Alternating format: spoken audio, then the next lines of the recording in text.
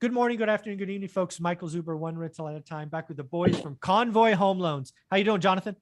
Good. How are you? I'm doing well. Dustin, yourself? Great, great. Just enjoying the sunshine again. There you go. Well, hey guys, one of the things I think we should do is we should probably step back for a minute and realize that we sometimes throw around vernacular or acronyms that we understand, but maybe the general audience doesn't. So why don't we talk about non-QM, non-qualified mortgage, and QM, qualified mortgage, because I'm not sure everybody gets the difference. So who would like to talk about QM, qualified mortgages? I'll do the definition. Okay. QM, qualified mortgages, or otherwise known as conforming loans, right? They're typically your average run-of-the-mill 30-year fixed, right? Nothing more than 30-year fixed. Conventional loans or FHA or VA, either government-backed or Fannie Mae or Freddie Mac-backed. And they are everything everyone knows and loves up until this point in time. Yes. So if it's anything more than 30 years, or if it's an ARM or some interest only, none of those are QM. It's just 30-year fixed, conventional, normal loans. Got it. Yeah. Okay. Full doc. Full doc. Yeah. Full doc being a key thing. And Yeah. then Dustin, you want to talk about non-QM? Yeah, non-QM is basically almost the opposite, where it's alternative docs. You can use something other than tax returns like bank statements, or you could use something other than W-2s like assets, right, to qualify. And it's more of a human underwrite, common sense lending. Do we think this, homeowner or client can repay based on his current financials that are, present to us other than tax returns? And that's really the qualifying side of non-QM. But then the programs, I am at home if you hear my. No, it's okay. You want to show her on screen, or is she? Yeah, she's Wait, you want to come say hi really quick? The audience love kids. It's cats and pets. She might.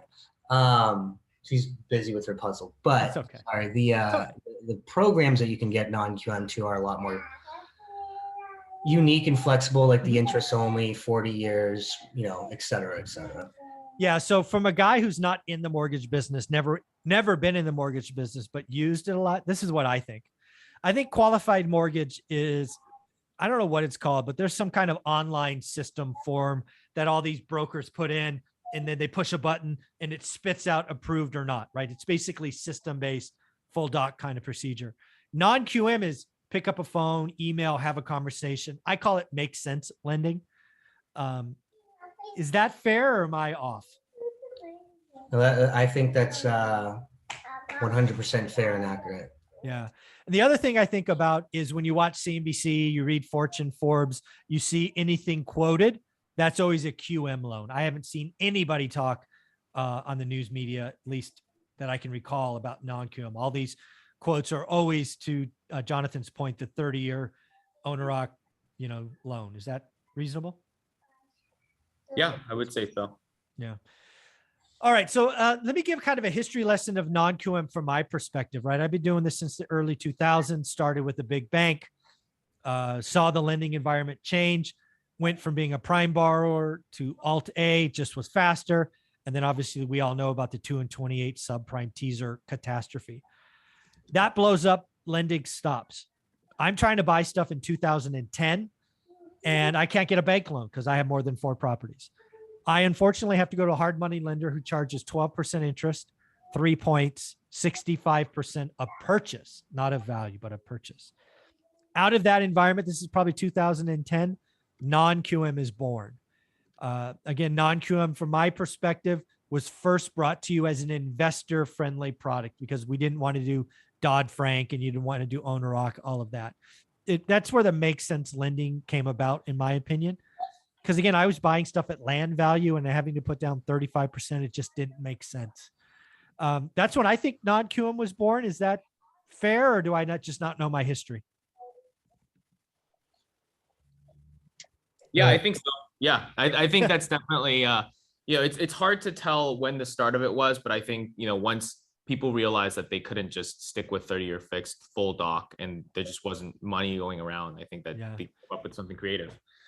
Yeah. And then from that, it really has exploded Wall Street. First, in my opinion, it probably started with some rich family offices, probably Then it grew out to kind of real Wall Street. Now there are public companies that are not in the non-QM space that's taking billions of dollars, wrapping it, selling it, and doing it again. So really, from my perspective, I really do think non-QM is about to have the best 2 years ever. And it kind of goes back to video one, because Washington, D.C. is picking winners and losers. And right now the winners are owner ocs and the losers are investors.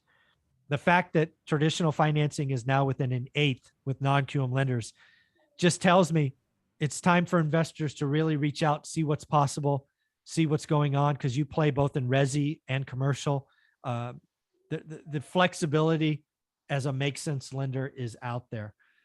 Anything else you guys want to talk about? QM, non-QM, what's going on? I think I just want to reiterate the fact that, the spread between the two are getting, smaller. And, I don't think people realize how small that spread has become, because I think, we're at primary owner occupied is like, 5%. Primary owner occ, because you can do it on a 40-year fixed, is like, you can get down to potentially like, 5.5 on a primary. And so you can get like all these rates are available. Obviously you're buying it down and such, but like the spread, right, is just getting less and less. So, why would someone pay extra taxes, get, for the IRS and do all that and have, tax return income, yada, yada, when they can just get, a bank statement loan, or, even if they're an investor, cash flow loan at less than a full point higher. It doesn't make sense anymore. Yeah, no, I agree. Non-QM lending is going to be the spot for investors. When you're talking an eighth, a quarter, 3/8, it's just not there. You can do it in entities. You can do it on bank statements. You don't have to. Yeah, it's just. And then again, right, we've had this 40-year discussion between myself and what I call the three amigos on Thursday. And both Dion and Matt are like, I'll do a 40-year loan, no problem, where I get a little squirrely because I'm old. But again, if it makes sense, it makes sense. Do the math, have the conversations. How do you want people to reach out, Dustin? You can email us at privateclient@convoyhomeloans.com. And Jonathan, what's the website? Convoyhomeloans.com. And there's a form there they can fill out. Correct. Folks, do yourself a favor, reach out. If you're an investor, you're getting deals done, have a conversation. Tell them what you're trying to do. See if they can help. Get a quote. Doesn't hurt. Be prepared. This is the time to be prepared. So guys, thank you very much for your time this week. Have a wonderful week. You too. Bye. Thanks.